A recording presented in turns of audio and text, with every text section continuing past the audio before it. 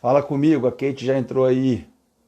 Muito boa tarde todo mundo, Beatriz também. Bia, tudo bem, Bia? Como vai você? Maria Eugênia, o pessoal já vai entrando aqui, o Romero Bittencourt, Simone. O pessoal vai entrando porque hoje a gente vai discutir talvez uma live mais polêmicazinha com quem gosta de dar uma questionada igual a gente aí. Então, a gente vai esperando o pessoal entrar para a gente poder.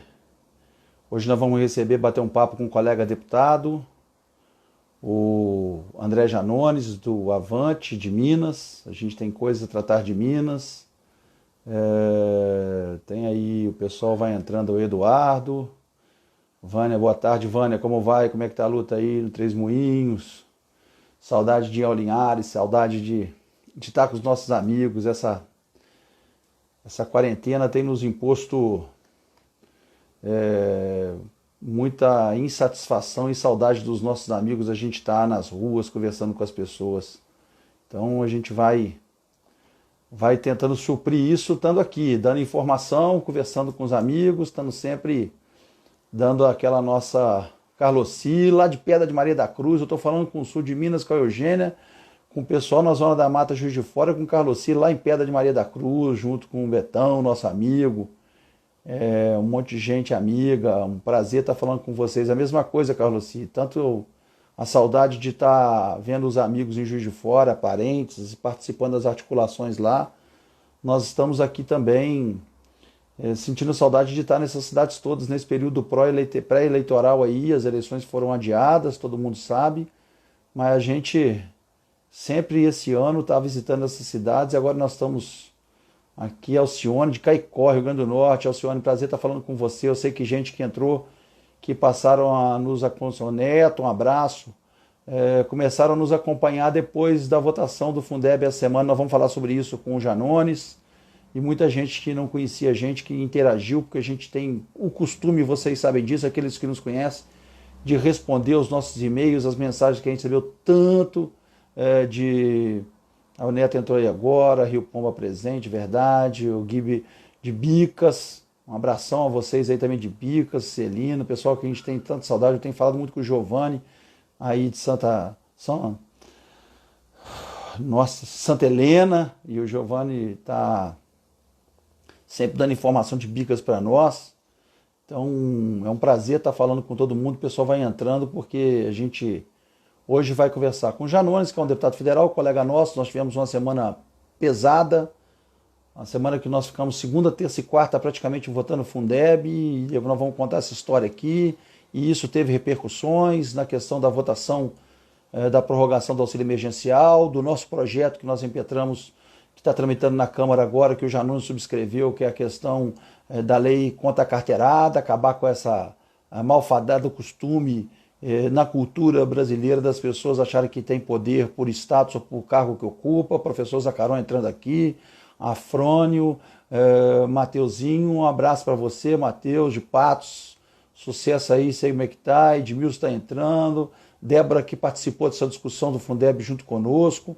É um monte de gente que acompanhou o que aconteceu essa semana, que sabe que a gente está atento a isso. Daqui a pouco o Janones vai estar entrando, ele vai entrar a partir de 5h10, 5h15, para que a gente possa conversar os temas. Eu queria dizer que hoje nós vamos falar basicamente sobre isso, porque o projeto que foi de interesse, que nós vamos debater um pouco mais profundamente. O Rafaelzinho aí, meu amigo da Rafael, um abraço, esteve na luta conosco, subscritor do projeto da carteirada, um grande amigo, irmão que a gente tem no Rio Grande do Norte. Como é que está aí a situação da pandemia, da Covid? O Ricardo de Leopoldina. O Ricardo é um cara sempre presente, pré-candidato nosso em Leopoldina, que está preparando uma grande surpresa para aquela cidade, e a gente espera estar junto com ele nesse processo. Joaquim, mesma coisa em Matias. Nós estamos resgatando essas coisas todas.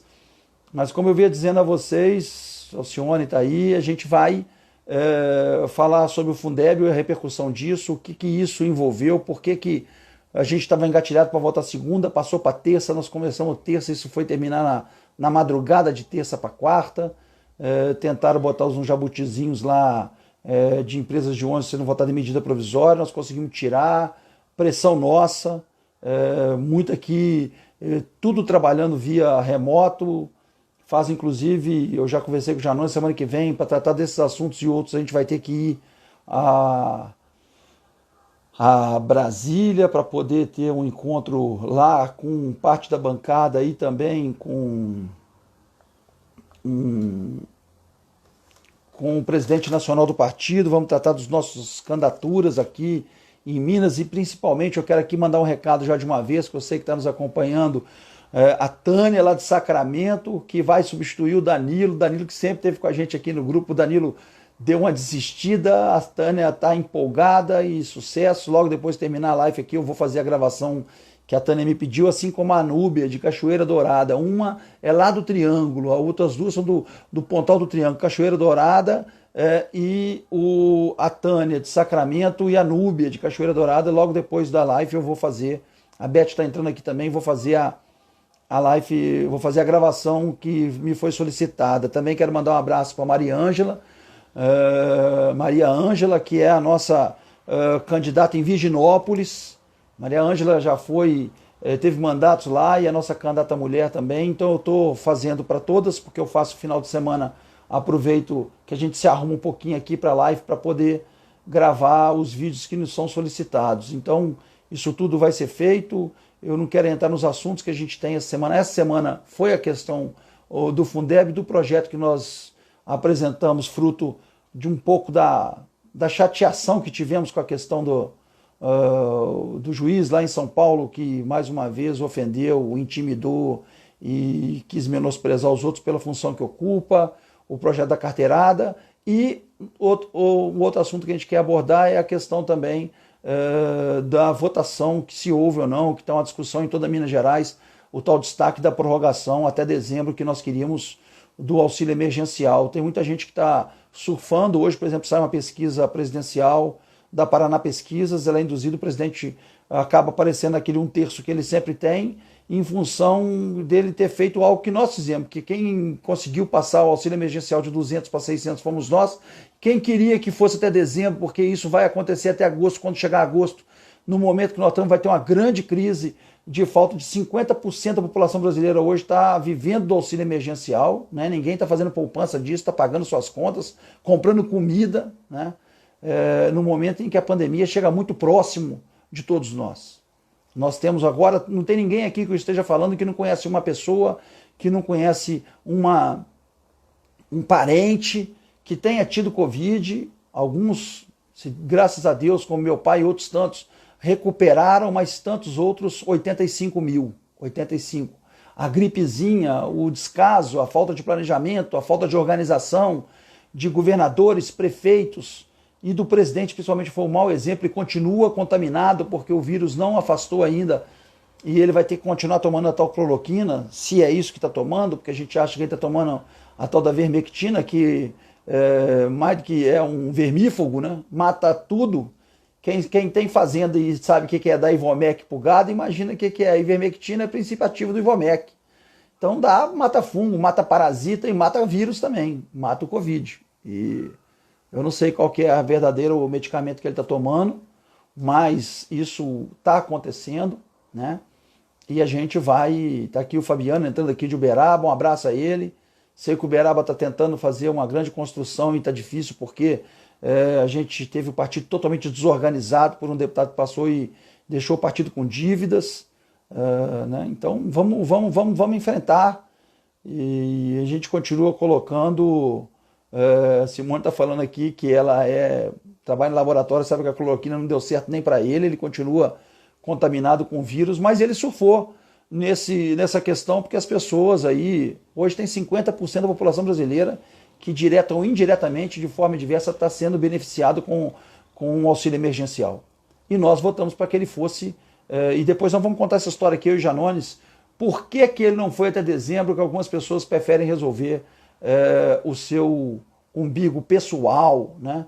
O problema pessoal de levar retorno. Nós, o PSB, eu não sei se o Avante está, o Janones vai poder falar, o PSB está entrando com uma CPI, um pedido de CPI, instalação de CPI para investigar por que recursos destinados ao Covid estão sendo distribuídos no Ministério da Saúde para deputados que votam com o governo. Aí, deputado, nós vamos falar isso aqui, eu e o Janones. Aí o deputado chega aí em município apresentando liberação de emenda de 5 milhões, 10 milhões, enquanto a gente tem os parcos 200 mil, 300 mil para distribuir, porque ele preferiu receber essa ajuda para fazer média com o prefeito, principalmente para as eleições, por isso foi o acordo da tal adiamento das eleições com o Centrão, para poder ele levar o recurso em vez das pessoas receberem até dezembro o auxílio emergencial. Nós vamos falar sobre isso aqui. O Janones está pedindo, está fazendo a solicitação já, eu vou autorizar que ele entre, que é um prazer a gente conversar, vocês vão conhecer. Eu sei que todo mundo já conhece, mas a minha turma vai conhecer um deputado que chegou agora e está mostrando para o que veio. O Janones está solicitando, eu vou pedir para que ele possa conosco e nós vamos trocar uma boa ideia, vocês vão ver. Eu acho que vai ser uma boa live também, como foi a da semana passada com o Cantarado. Tá aí entrando, aí ele aí, meu amigo André Janones, um grande abraço, prazer estar falando com você. Eu queria primeiro que você falasse, você está onde, para poder saber. Primeiro falar onde é que você está, porque eu estou em Belo Horizonte. Boa tarde, é um prazer obrigado. estar te apresentando aqui. Além do Obrigado povo seu, do Triângulo e todo mundo que te conhece, a gente tem uma turminha lá da Zona da Mata, do sul de Minas, que está acompanhando também nesse momento. Um prazer estar falando contigo.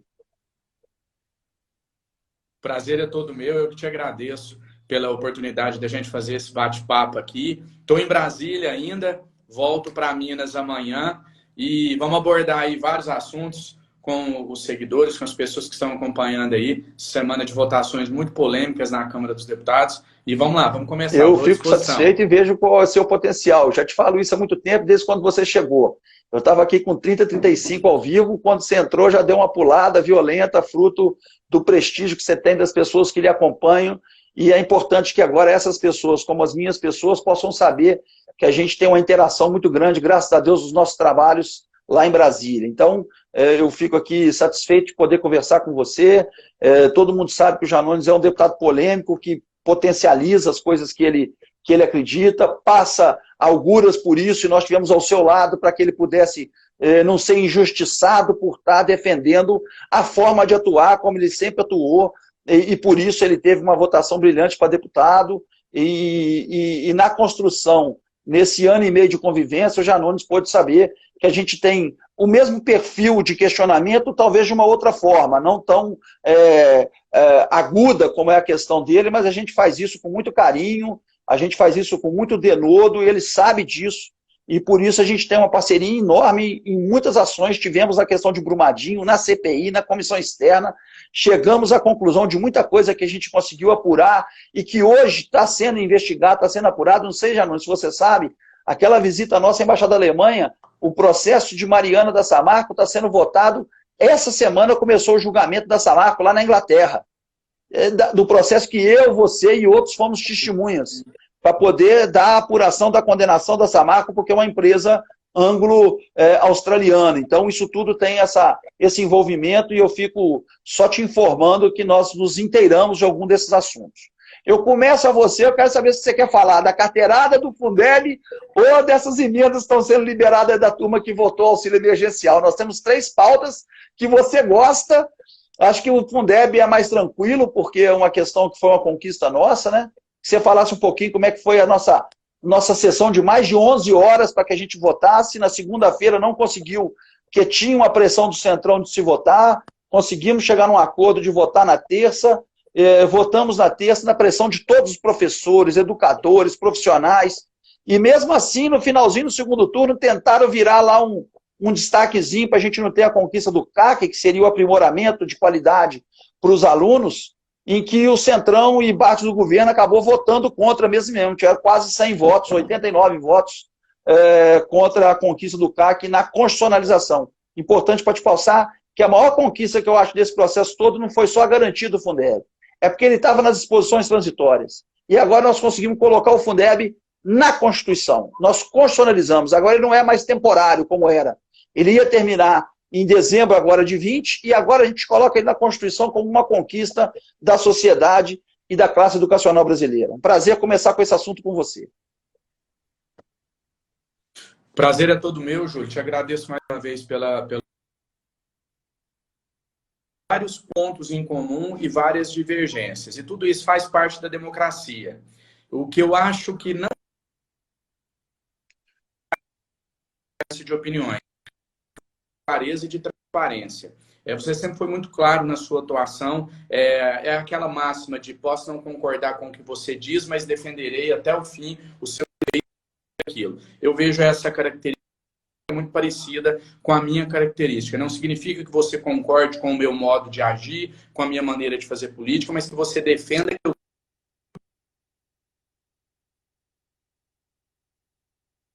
que eu cheguei até a essa questão da votação do Fundeb, cabe a gente colocar esse ponto aqui, tanto em relação quanto à votação do Fundeb, quanto à votação... Sinal tá ruim, seu, Janones. Oi? Seu sinal tá meio ruim, acho que é a questão de localização, seu é Wi-Fi ou a internet. Pera aí um pouquinho. Pera aí.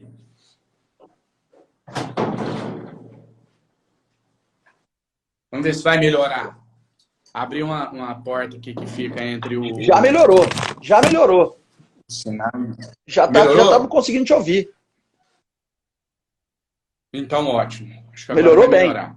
Então, eu ia dizer o seguinte, dentro de um regime democrático, a divergência de opiniões ela é válida. O que não é válido em nenhum momento, na minha opinião, é a falta de clareza e de transparência. Eu costumo dizer que em política vale quase tudo, só não vale mentir e enganar o eleitor. Vou dar um exemplo aqui claro, a postura do Partido Novo. Eu discordo, não vou nem falar de 90%, eu discordo de 100% das ideias até hoje defendidas pelo Partido Novo em plenário. Mas isso não faz com que eu não admire a clareza e a transparência. Eles têm coragem de ir na tribuna e defender banqueiro, eles não escondem de ninguém que eles querem ferrar com o mais pobre, e etc. Acabar com a escola pública, que eles querem a escola privada, que eles, no Fundeb, eles não têm vergonha de esconder isso.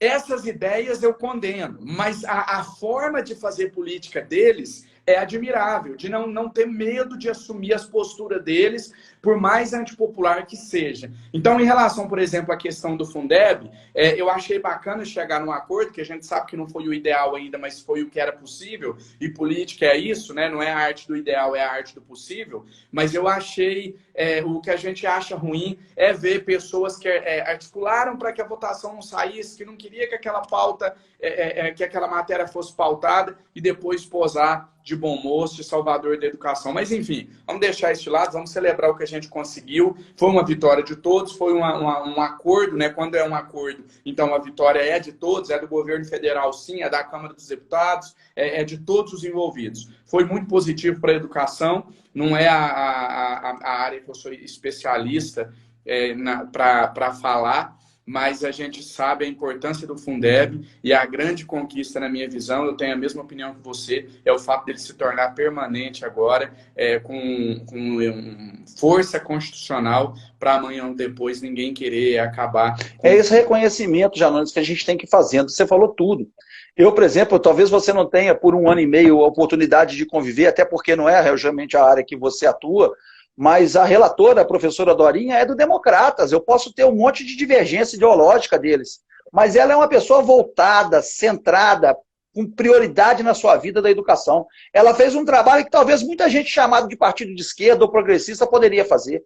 Ela conseguiu agregar isso, trazer esse sentimento, a ponto de você ver, você deve ter recebido milhares, porque você tem uma rede social muito mais extensa do que a minha, milhares de pedidos de pessoas que eram conhecidos de esquerda, pessoas de outros partidos, elogiando o relatório da professora Dorinha, porque ela conseguiu agregar isso.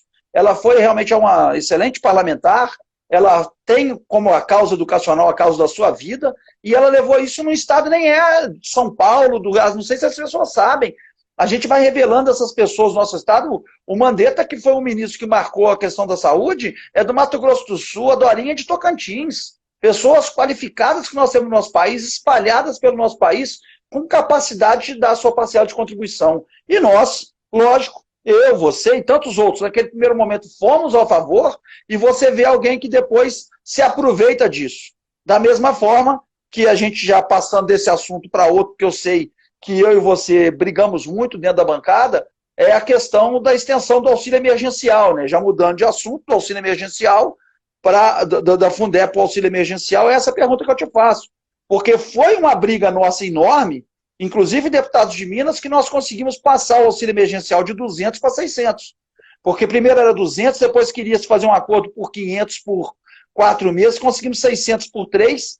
E quando nós fomos votar isso, que voltou, porque está se esgotando a extensão para o maior número de pessoas, hoje estava falando aqui, quase 50% da população brasileira é direta ou indiretamente afetada com a questão do auxílio emergencial. Recebe ou está podendo vender a sua coisinha, a sua lojinha, a sua quitandazinha, porque a pessoa recebeu o auxílio emergencial e está indo comprar ali. Então, tirando aí as grandes redes de supermercado, tirando aí as farmácias, não tem mais ninguém ganhando dinheiro no Brasil com isso. Então, as pessoas estão sobrevivendo. E o auxílio emergencial é fundamental. Então, quando isso foi estendido, e aí sim, é uma verdade, todos votaram para que tivesse a prorrogação de 2 meses. Que nós queríamos, eu, você e 121, que foi 123 a votação, queríamos que ele fosse estendido até dezembro. E esse foi um destaque que houve. E agora as pessoas que fizeram a negociação do auxílio emergencial, fizeram a negociação do Fundeb, fizeram a negociação, ô Janones, do adiamento das eleições. É importante dizer que o Centrão não queria adiar as eleições. Quando veio alguma negociação para que eles pudessem adiar as eleições, o que é? Nós precisamos dar retorno para os nossos prefeitos, porque eles estão mal, não têm condição de reagir. Então, entre dar R$600 para a metade da população brasileira que você não conhece, eles preferiram ficar com o recurso da saúde para a Covid, para municípios que deveria estar chegando. O PSB está assinando uma CPI, e aí eu peço que você subscreva, se for o caso, para que a gente apure a destinação e o desvio de recursos da Covid no Ministério da Saúde, que foram para a emenda dos deputados chegar e entregar para os prefeitos. Falar assim, olha, nós não conseguimos prorrogar o auxílio emergencial até dezembro, não, mas eu trouxe aqui uma emendinha. E aí a gente vê um monte de gente postando. Para Ituiutaba eu estou liberando 5 milhões, 6 milhões, para tal lugar, 20 milhões. Teve um deputado estadual que conseguiu fazer uma postagem que estava liberando para Montes Claros 33 milhões, que é o limite da portaria que saiu. Mas ele não esperou sair, não. Ele pegou o limite lá, que é o total que poderia receber, e já colocou que ele tivesse conseguido. Esse recurso, que é para a Covid, esse recurso que está no Ministério da Saúde, está sendo dado para deputados, e aí os deputados não votaram a questão da prorrogação do auxílio emergencial e jogam nas nossas costas como se isso fosse fake. Eu quero aproveitar isso para você abordar um pouco, porque eu fui um que entrei te defendendo na reunião da bancada, dizendo a votação do destaque não foi fake, houve a votação e está lá muito claro, é só a pessoa buscar o número do destaque e vai ver quem votou a favor e quem votou contra para receber até R$600. Queria que você falasse um pouco a respeito disso. Júlio, primeiro que eu acho que talvez por eu estar no primeiro mandato e principalmente por a gente ter uma fala mais direta à população, uma fala mais clara, mais popular, as pessoas às vezes confundem, alguns colegas confundem simplicidade e humildade com falta de conhecimento. E nem sempre a simplicidade e a humildade está atrelada à falta de conhecimento. Eu sou advogado, atuei 10 anos como advogado, cursei pós-graduação e atualmente estou cursando um doutorado em Direito Constitucional. Eu estou aqui estou dizendo isso para falar que eu sei do que eu estou falando.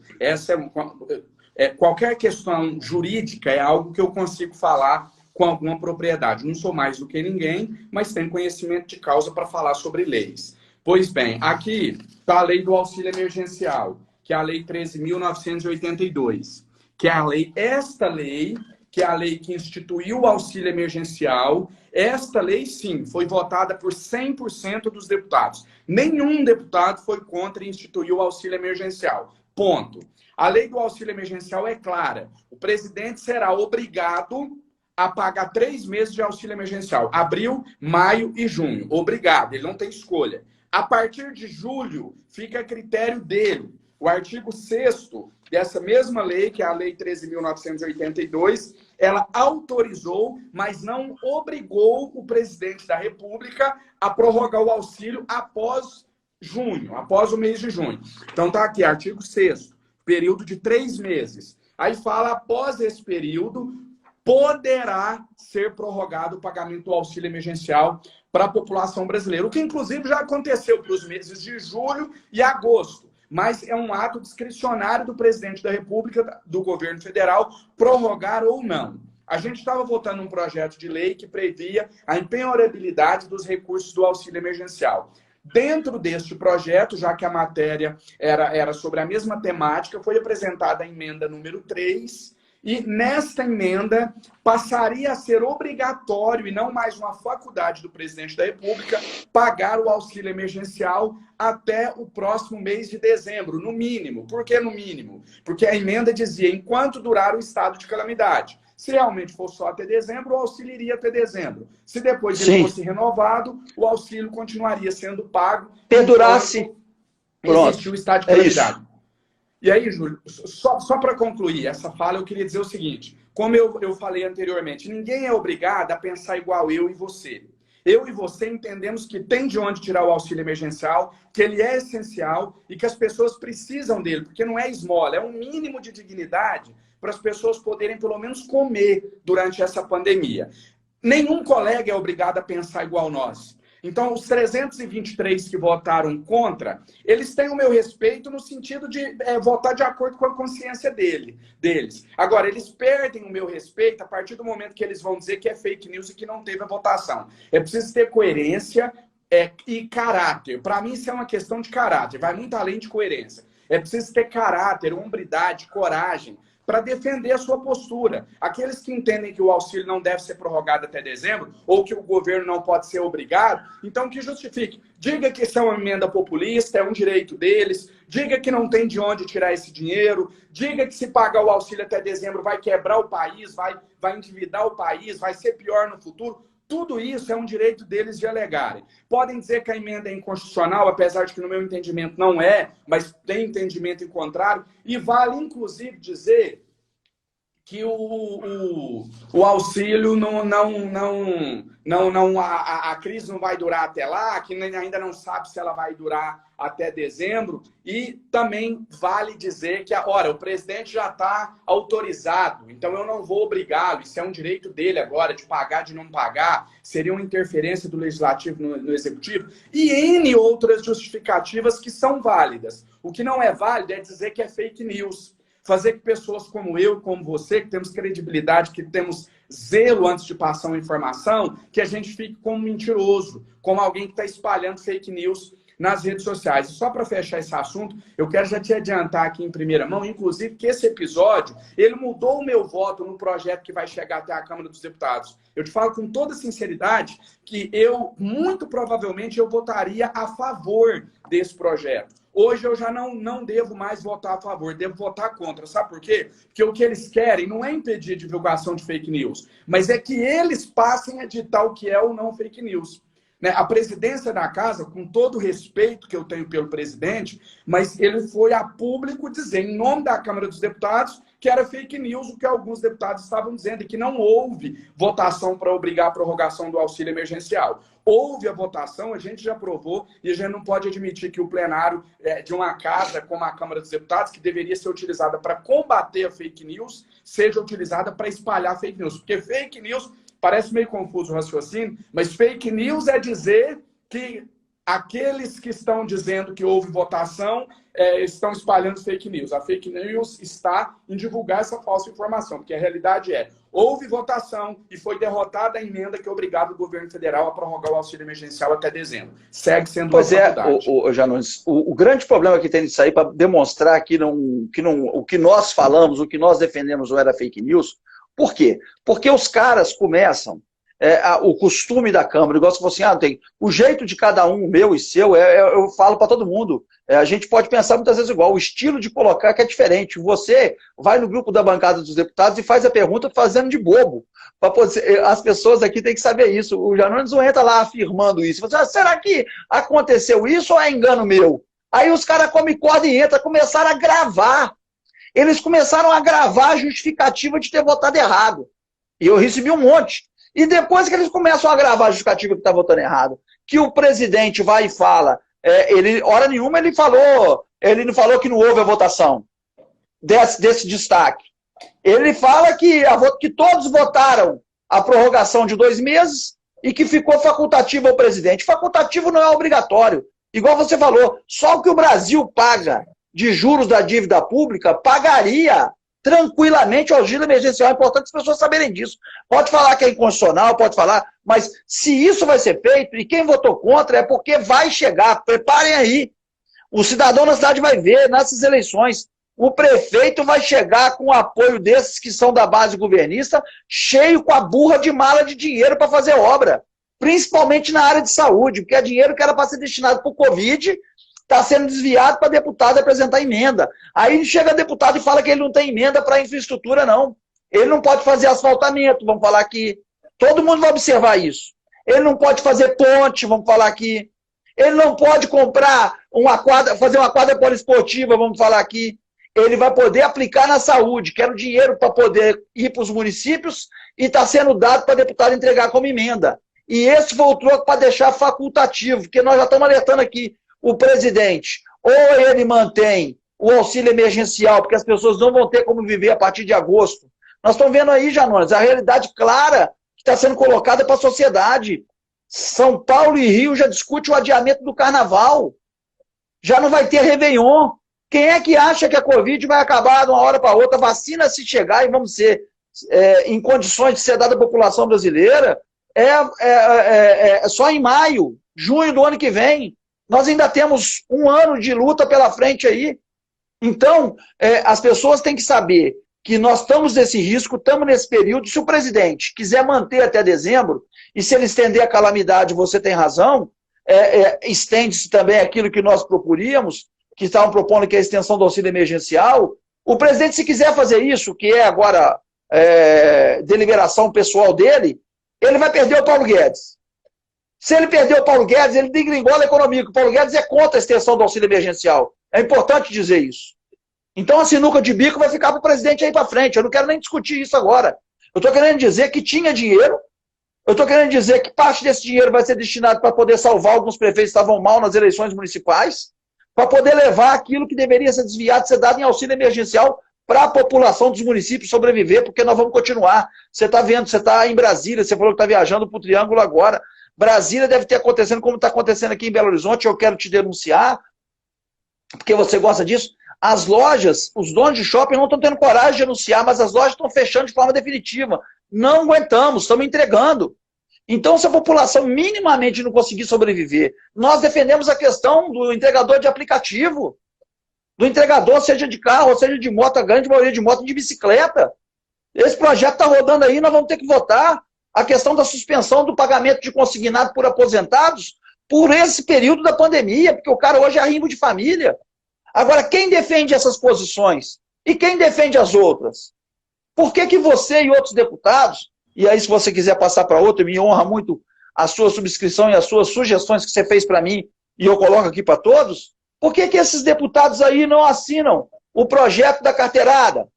Que querem ficar como autoridade para poder chegar em determinado lugar e usar isso, o posto que a população lhes deu para dar uma carteirada? Por que o juiz que passou no concurso?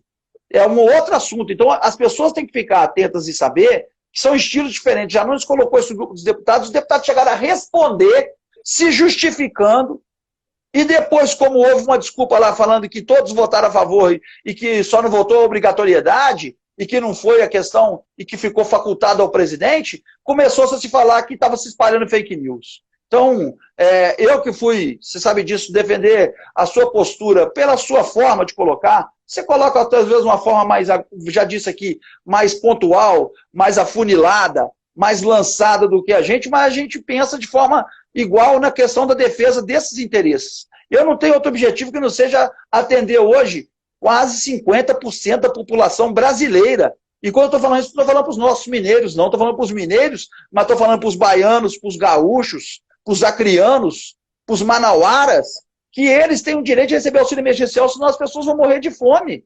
As pessoas não entendem, não. Estamos chegando aí, você está vendo, 85 mil mortos hoje.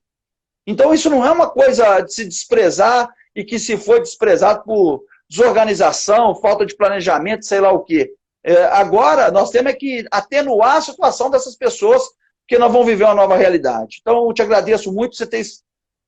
Só acrescentar aqui, Júlio, que o seu partido, inclusive, é um dos que assinam. Eu estou aqui nas mãos com a emenda que foi negada, a emenda número 13, e o seu partido é um dos partidos que assinam. foi o PSB, o PDT e o PT e a liderança do seu partido aqui, através do deputado Alessandro Molon, do Rio de Janeiro, assinou. Então, as pessoas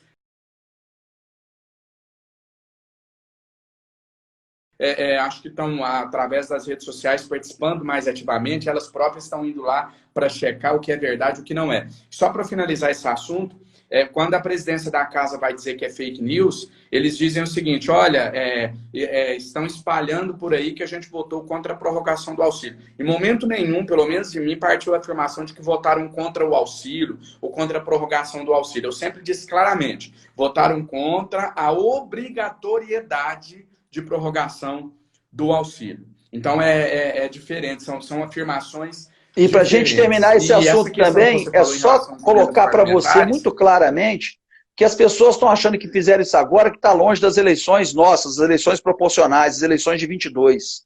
Da mesma forma que foi a Previdência, esse ano é um ano atípico.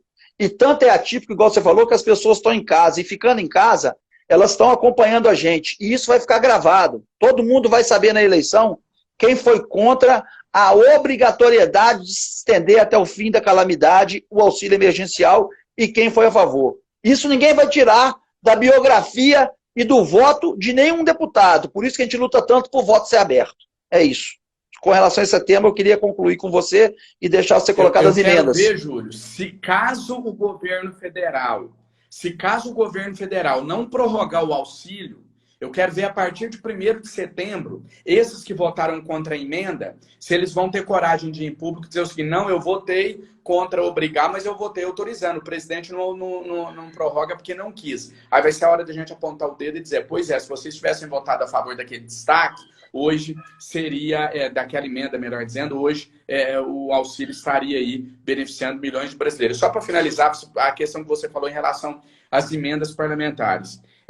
A destinação de emendas parlamentares, ela tem previsão constitucional, é uma das funções do Poder Legislativo e é de extrema relevância, mas eu sempre disse que um trabalho parlamentar focado somente na destinação de emenda ao meu ver, muito pobre. Eu acho que o nosso país precisa mais e que o parlamento precisa oferecer mais. E o que tem me deixado feliz, pelo menos onde eu atuo de forma mais direta, falando de Minas Gerais, que a gente está com gente aqui assistindo do Brasil inteiro, eu não tenho conhecimento de cada região ali, a peculiaridade, mas pelo menos das regiões onde a gente atua, as pessoas estão muito atentas para essa questão de emenda anunciada e não chega.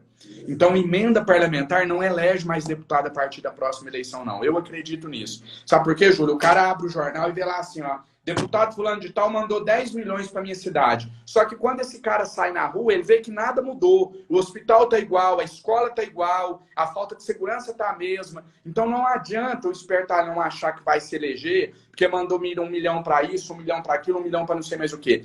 Esse trabalho ele vai ter resultado se ele se converter em benefício para a população.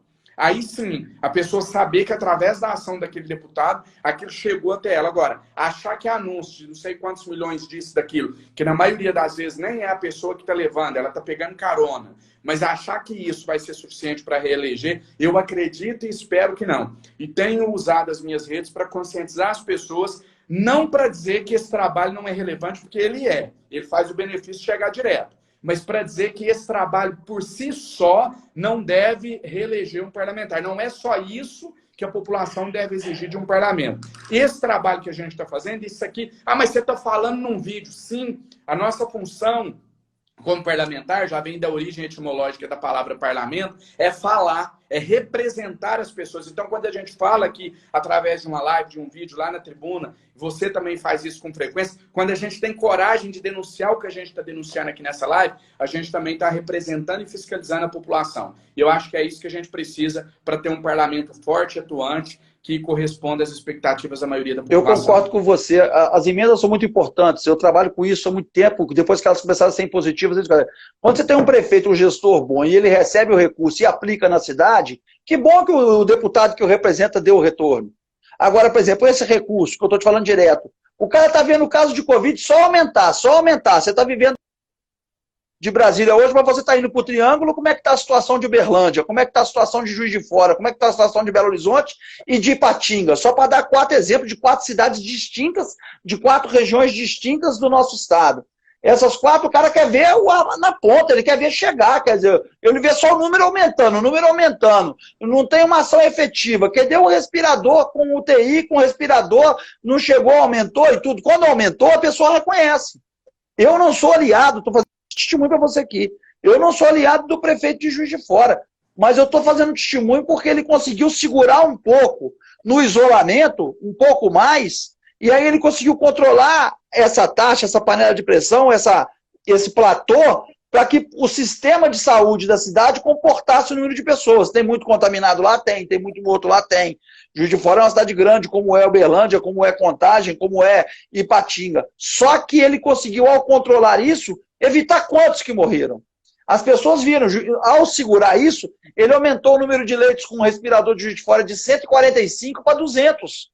Ele aumentou só 55, mas só esses 55, durante esses 3 meses que ele fez isolamento, salvou a vida de quantas pessoas? É isso que é importante as pessoas reconhecerem. Não é meu aliado e eu dou um testemunho de uma pessoa que está fazendo o trabalho, aplicando o recurso que recebe nosso e de outros parlamentares de Juiz de Fora que têm ajudado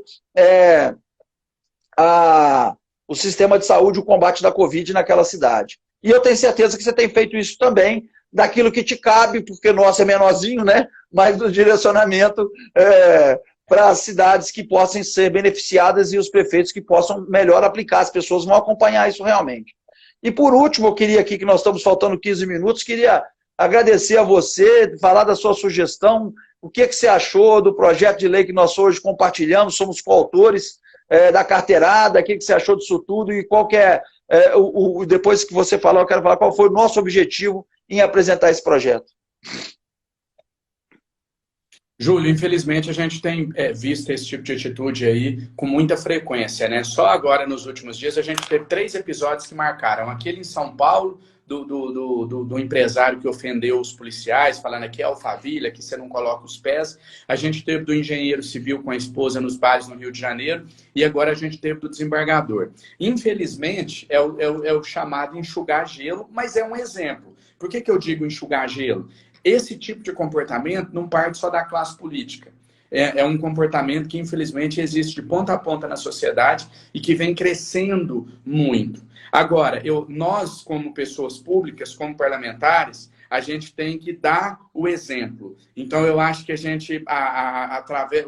Quando eu digo enxugar gelo, Júlio, é no sentido de que eu acredito que isso é uma questão também de conscientização. Talvez a palavra correta não seja enxugar gelo, porque isso dá a sensação de que não vai ter efetividade. Não foi isso que eu quis dizer. Vou me expressar melhor. Eu acho que essa não é uma mudança que vai acontecer da noite para o dia. É isso que eu quis dizer. É uma mudança lenta, mas que precisa ser iniciada. E eu acredito que esse projeto vem auxiliar, acelerar essa conscientização, essa mudança, para o momento em que a gente não tenha mais episódios aí de carteiradas no nosso país. Quando eu digo que eu acredito que seja um processo lento, paulatino, é porque é uma atitude que acontece com muita frequência e que está ligado não só à questão jurídica, mas é uma questão de conscientização. Né? É uma questão, o que eu estou querendo dizer é que é uma questão que não deveria ser necessária uma norma jurídica para impedir que situações como essas acontecessem. Não necessitaria de uma lei para isso. Não é possível que você precise de uma lei para dizer para alguém que ele não pode tentar se sobrepor ao outro por conta de um cargo, de uma posição hierárquica que ele ocupa no momento. Mas, infelizmente, ações afirmativas como essa ainda são necessárias no nosso país. Né? Assim como você ter a previsão, por exemplo, do crime de racismo. A gente deveria ter uma sociedade que não fosse necessária uma legislação para dizer que é crime você ser racista. Mas, infelizmente, ainda é necessário. Tenho o maior prazer de subscrever esse projeto junto com você e tenho esperança aí de que, através de uma forte mobilização nas redes sociais, de uma pressão popular, a gente consegue aprovar esse projeto, que eu gostaria que você falasse agora, porque você tem mais conhecimento técnico específico do assunto. Janones, eu agradeço você ter subscrito que, em base pensando, porque o caráter desse projeto, você matou ele direitinho aí. O caráter é muito mais didático, é muito mais educacional do que propriamente punitivo. Até porque a gente tem a lei de abuso de autoridade.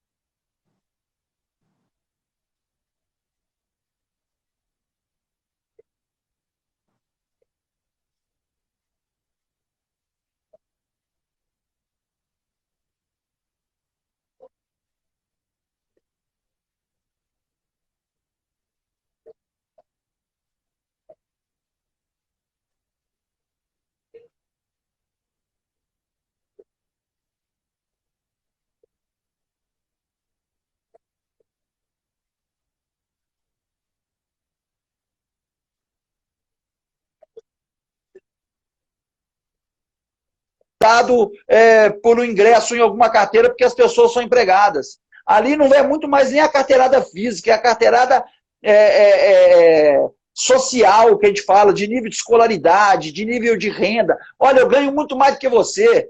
Olha, eu sou engenheiro civil. Ali não houve carteirada física processual, mas ali houve uma hierarquia de escolaridade, uma hierarquia no sentido de humilhar e de intimidar a autoridade. E neste caso da pandemia, a gente tem que disciplinar sim, porque esses agentes, sejam guarda municipal ou sejam com os fiscais que estavam no Rio, no caso, eles estavam, rapaz, correndo o risco de contaminação para defender a nossa saúde.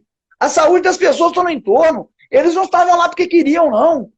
Eles não estavam lá porque olha como é que é diferente. Eu já me insultava quando eu vou em shows, quando eu vou em jogo de futebol, aqui em Belo Horizonte, ou em qualquer lugar.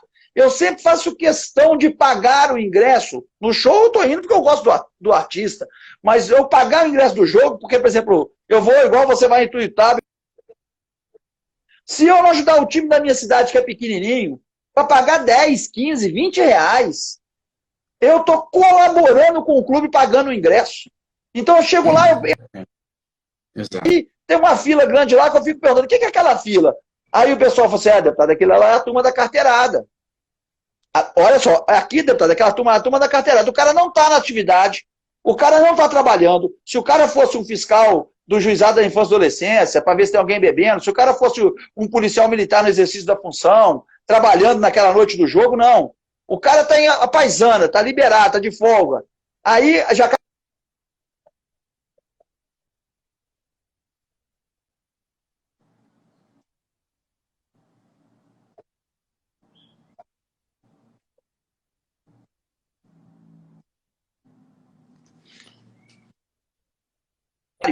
lá em 2015, está agarrado no Senado até hoje. Esse nosso não tem pena para as pessoas, ninguém vai preso porque dá o carteirada. Agora, ele pegar uma suspensão das atividades dele, ele pagar essa multa que ele recebeu e que ele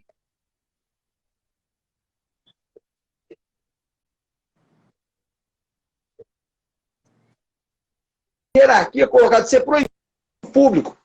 Como é que uma pessoa que fala para o cara que ele está fazendo serviço de analfabeto, um subserviço, que ele não tem curso superior, depois se presta a fazer um curso naquela atividade? Se você não corrigir por aí, você coloca as pessoas em dificuldade para isso. Esse é o objetivo da lei da carteira.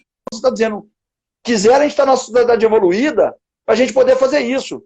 A primeira ministra da Nova Zelândia chegou num restaurante que tinha 30 pessoas, a primeira ministra, ela virou e foi embora. Porque a totalidade de pessoas que podiam caber naquele restaurante eram 30. Chegou, virou e foi embora. Aqui no Brasil, não precisa de carteira para isso, não precisa de.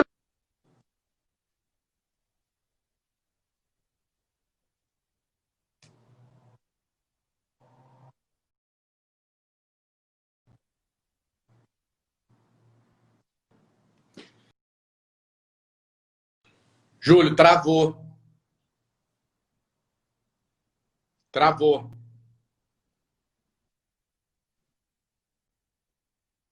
Travou a imagem e o áudio.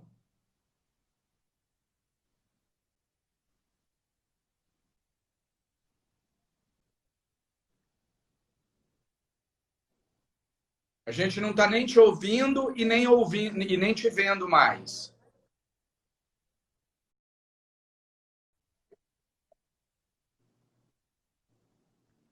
Pessoal, a imagem do Júlio travou. Só diga aí no comentário se eu vocês estão conseguindo ouvir bem. Júlio, a gente não está conseguindo te ouvir.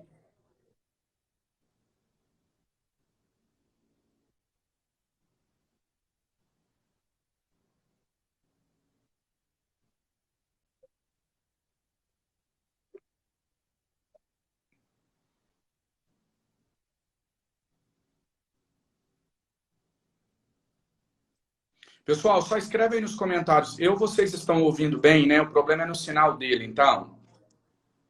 Júlio, a gente não está conseguindo te ouvir.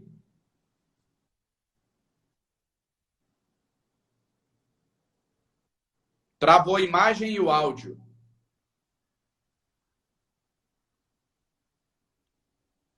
Voltou. Não, tá travando ainda, Júlio.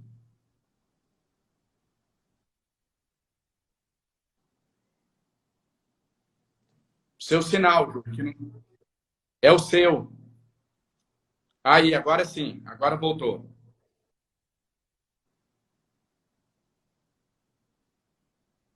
O pessoal está dizendo aqui no comentário que eu estou conseguindo ouvir bem. Obrigado pelo feedback, pessoal. Não, se está te ouvindo bem, eu estava só... Você está me ouvindo bem agora? Agora eu estou te ouvindo, mas não estou... Mas a imagem está travando, mas ouvindo eu Engraçado estou. que para mim a sua imagem está travando, mas o vídeo. Mas eu estava concluindo aqui que o pessoal achou que a gente estava saindo. Era só te agradecer, dizer que a gente vai nessa luta, porque se a gente pensa na sociedade mais moderna e que vai evoluindo para isso, a gente não precisava dessas leis, principalmente, infelizmente, tem que ser educacionais, a gente tem que dar o exemplo, né?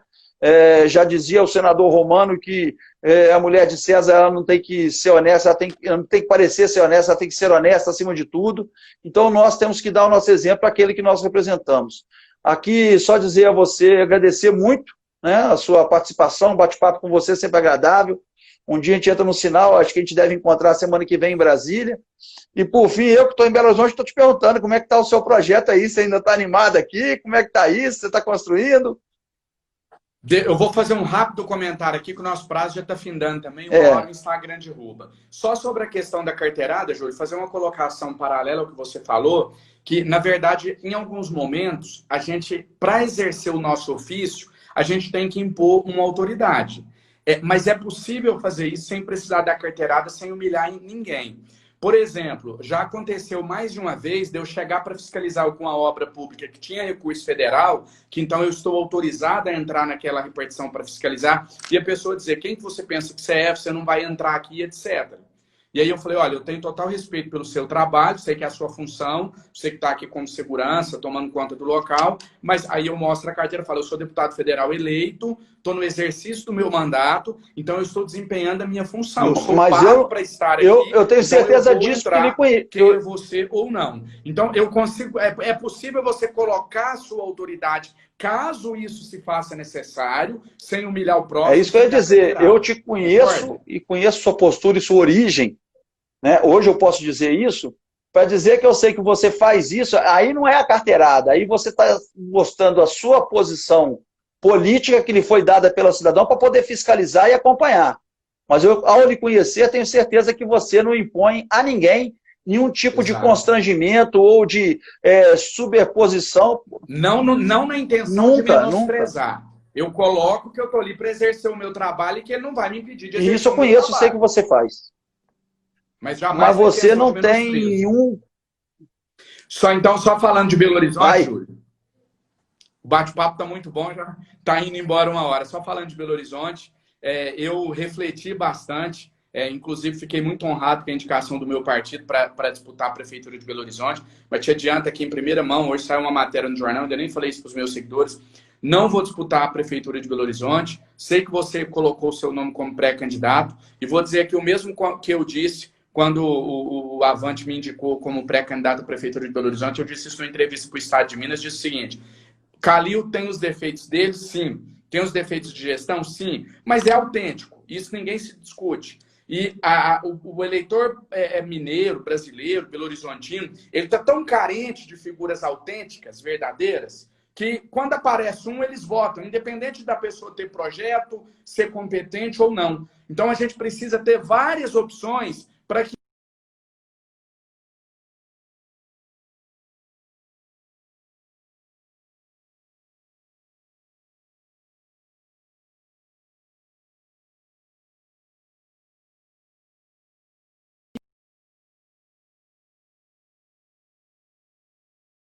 de muito sucesso para você, que você realmente consiga levar uma proposta diferente do que foi apresentado até aqui para a cidade de Belo Horizonte.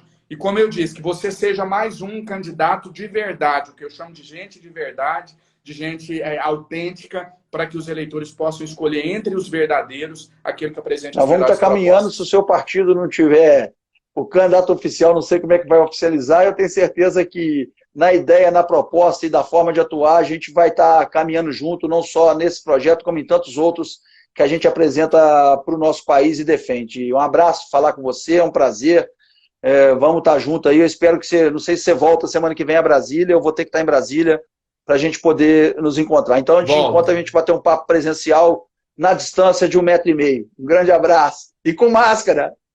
Abraço, E com abraço para máscara. você, para todo mundo que nos acompanha. Felicidade. Tamo junto, fica com Deus. Abraço. É isso, gente. Agradecer a todos, muito obrigado. Janones realmente exerce o mandato, está aí, tem muita representação e é um cara que a gente pensa igual e atua igual. Eu só fiz a pergunta, a questão do Belo Horizonte, porque eu fiquei sabendo que ele estava refluindo aí da indicação, o partido indicou o nome de um vereador aqui da capital, e a gente que conversou isso junto, trabalhou isso junto, pensa dessa forma. Então, agradeço aqui a todos, foi uma live muito concorrida, assuntos importantes nós tratamos. Eu queria fazer para os meus, as pessoas que ainda estão acompanhando, a ação que a gente tem que fazer muito clara. O pessoal está falando que sexta-feira, às 5 horas, é um horário complicado por causa do negócio de trabalho, porque as pessoas estão saindo do trabalho, aqueles que estão, e a sexta-feira é uma semana cansativa. Eu vou fazer uma enquete esse final de semana para ver se a gente pode passar para um outro dia, num outro horário. Ou se a gente faz sexta-feira às 18h30, por exemplo, ou a gente faz na segunda-feira, começo de semana. A gente não vai ter a pauta da semana, mas a gente pode passar a pauta do final de semana. Então eu faço essa enquete aí nas minhas redes para que as pessoas possam sugerir sobre o melhor momento a gente fazer a nossa live e participar disso. Muita gente aqui fazendo observações aí sobre a questão do sinal, mas o Janones, desde que entrou, também viu que a gente tinha condição de apresentar já nos nossos mandatos um trabalho muito próximo no estilo que a gente volta a dizer, a gente pensa igual, atua muito igual, de estilos diferentes, que foi a forma que o elegeu e que lhe deu aquela brilhante votação. E eu espero que ele possa continuar representando. E a gente caminhou muito junto, que a gente vai fazer uma campanha muito junto aqui na capital. Se ele não vai enfrentar o processo, não, essa eleição totalmente diferenciada, atípica, que vai ser essa eleição de 2020 com a Covid aí, eu não sei nem o que vai dar em algumas cidades e regiões que o problema ainda pode estar muito forte, muito consolidado. Então, eu agradeço a todos, nos acompanhem, curtam nossas redes, eu vou reproduzir no que for, eu vou limpar aqui o que for agarrado da conversa para poder postar nas nossas redes também, para as pessoas acompanharem, tá bom? Agradeço a todos aí, um bom final de semana, fiquem em casa, fiquem bem, isso vai passar, mas é muito duro a gente reconhecer que nós estamos aí lutando com tantas coisas e verificando que perdemos 85 mil famílias nesse momento, perderam algum ente querido. É muito triste reconhecer que o Brasil vai se consolidar como o segundo, se não for o primeiro lugar, no número de casos, no número de mortos depois dessa Covid. Tudo fruto de um brutal desorganização, falta de planejamento por parte das autoridades, seja ela quais forem. Até aqui se criou um hospital de campanha em Belo Horizonte que até hoje está funcionando com 30 leitos. Muito triste reconhecer e constatar isso. Um abraço a todos que estão colocando aqui agora, Cataguases, se interromper fica aí, Eu vi aqui o pessoal, a dona Selma lá de São João e Descoberta entrando aqui, a Márcia agradecendo, já vi o João Paulo de Cataguases entrar aqui, a Ariane, muito obrigado. Muita gente curtindo aí, a gente vai estar junto em vários projetos. Está perguntando a segunda e terceira parcela, deve pagar mais 2 parcelas até agosto.